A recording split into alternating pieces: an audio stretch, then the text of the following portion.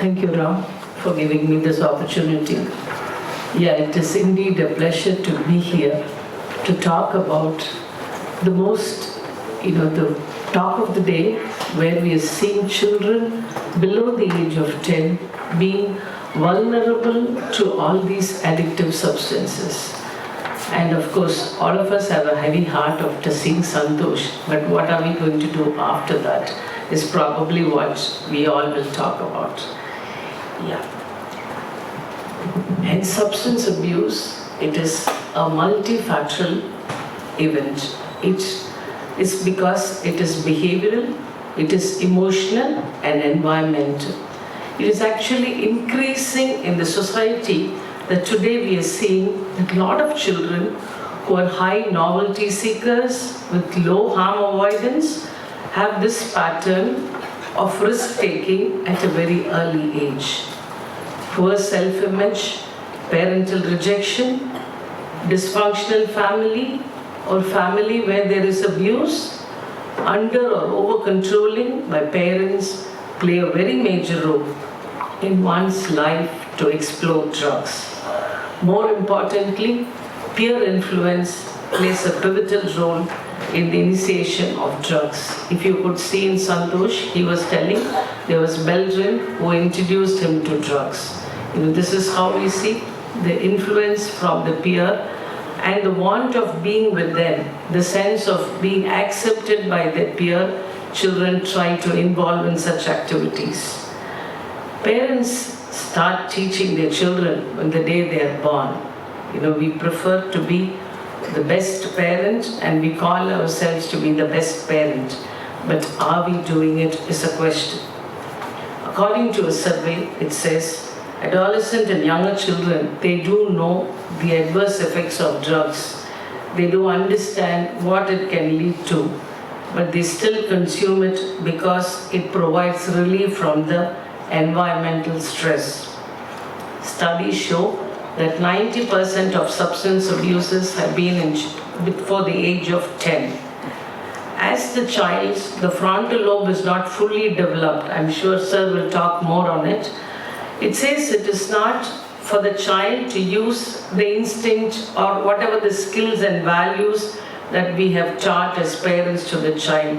Rather, it is the limbic system of the brain which wants them or makes them seek for automatic reward, such as using the substance which gives them immense gratification or instant gratification and solidarity amongst their friends, and of course a sense of relief from their problems. Family is the first environmental factor for all the developmental changes that happens in a child. The behavior of the parent definitely affects the child, and more so, the parenting style affects the behavior and the ability of the child.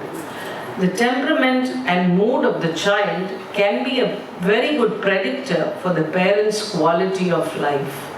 When we were just talking, I was discussing the other day, I said the child, an adolescent, can be brought to our clinic stating that the child is very arrogant, rebellious, adamant, not going to school whatsoever.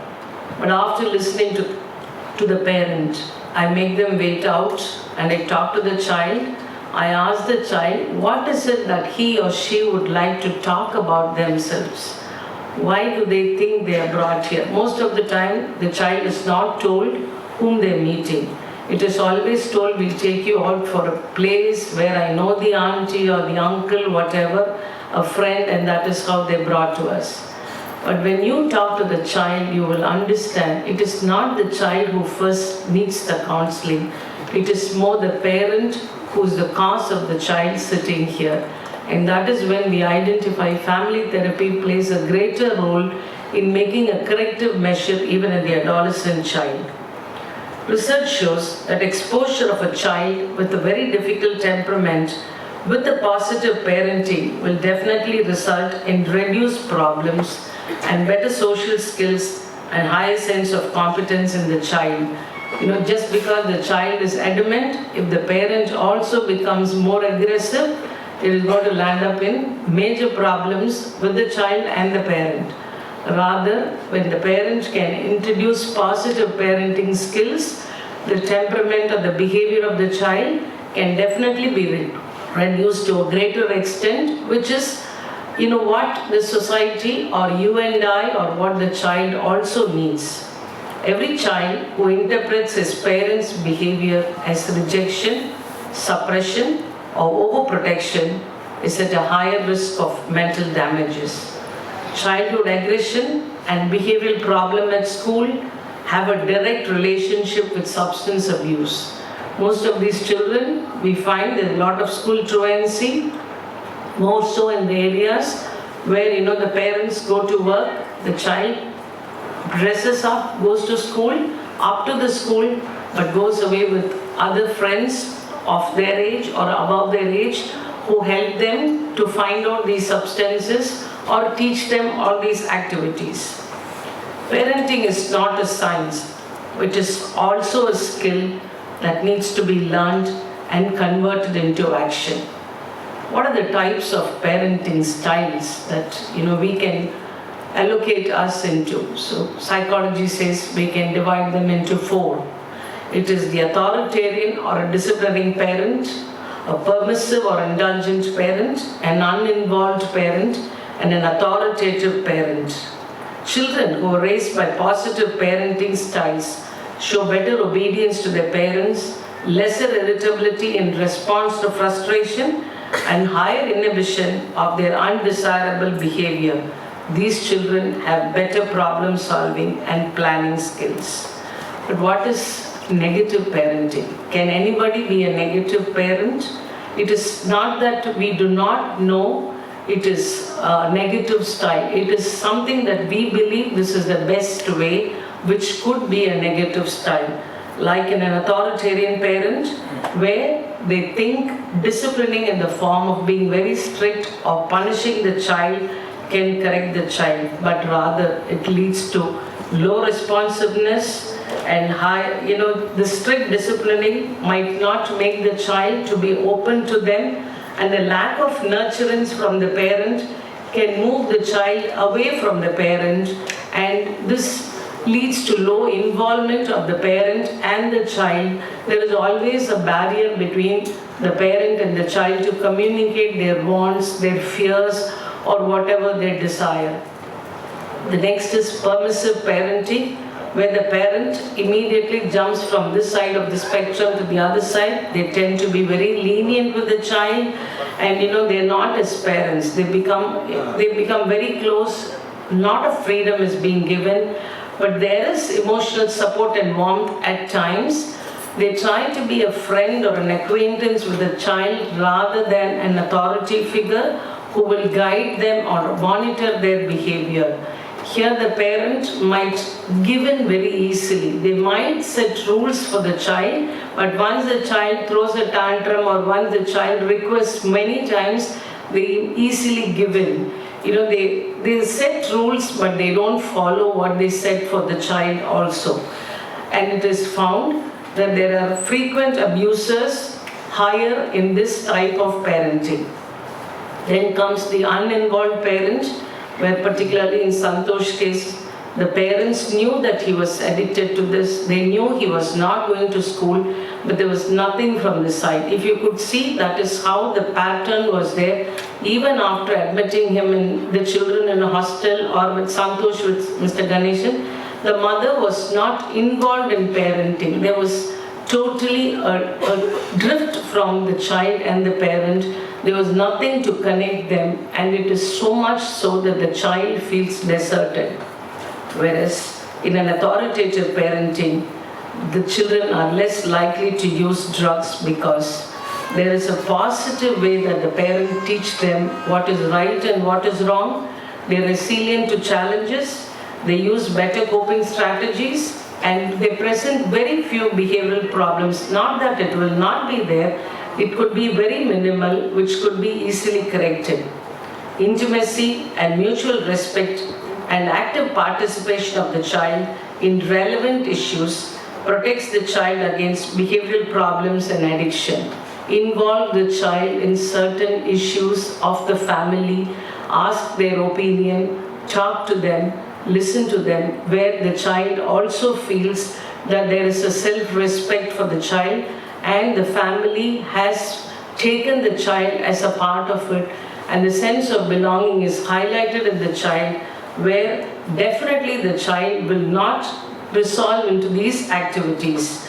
This leads to a good behavior, and the higher influence from the parent on a positive side makes the child happier also. Let us see what are the reasons that there is substance abuse in such children.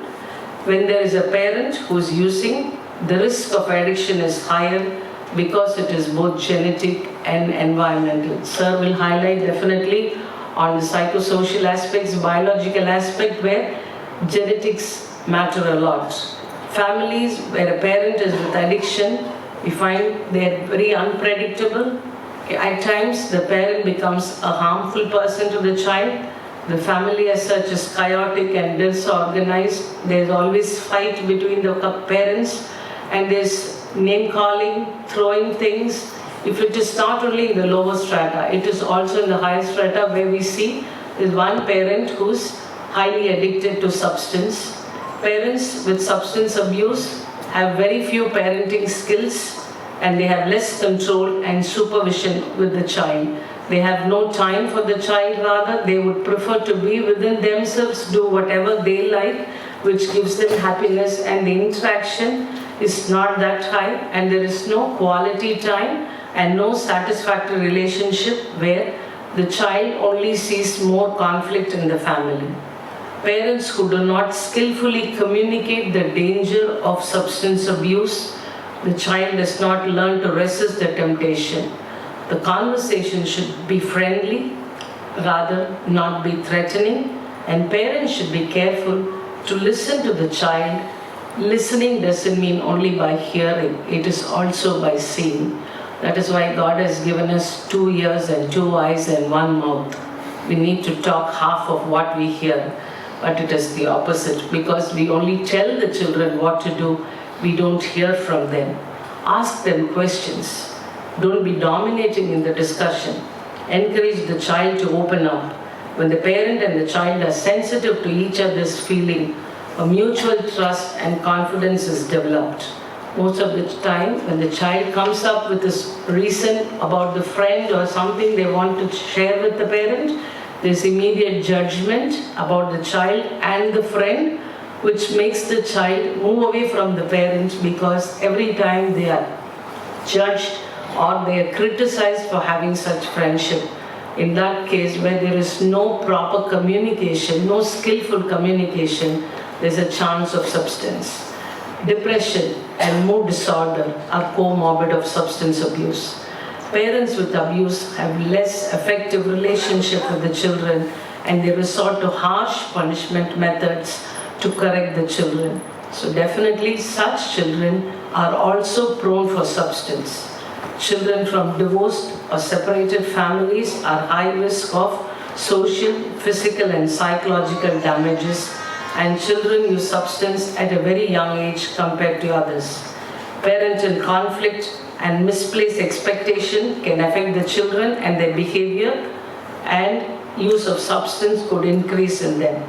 Unless there is a solid foundation of knowledge about all these things, self-esteem and family support, kids are more vulnerable and are likely to experiment drugs in effort to gain acceptance from their peers. Having broken the ice with Gateway, they have opened the door for future addiction, legal trouble and bodily harm. When the child is hurt, angry or upset, it is the responsibility of the parent to nurture and respond appropriately with their actions and behavior. As the child is loved and comforted, they learn to value themselves, which forms the root of the child's basic coping skills and how to handle life's pressure. Parental closeness plays an important role in the child. A study concludes that there is a significant link between child delinquents and how close they are to the parent. As a take-home message, I just wanted to share a few things as tips. Talk to your child, be open, set boundaries with clear expectations. focus on the positive of the child, had emotional time with the child, and develop their resilience. Have time together, which we've been repeatedly telling everywhere, that you need to have a quality time with the child. Accept your child's emotion. Be a role model for the child. Discuss the negative impacts of drugs. More importantly, accept your child, and there is always hope for treatment to bring them back to the society as useful citizens. Thank you all for your patient listening. Thank you.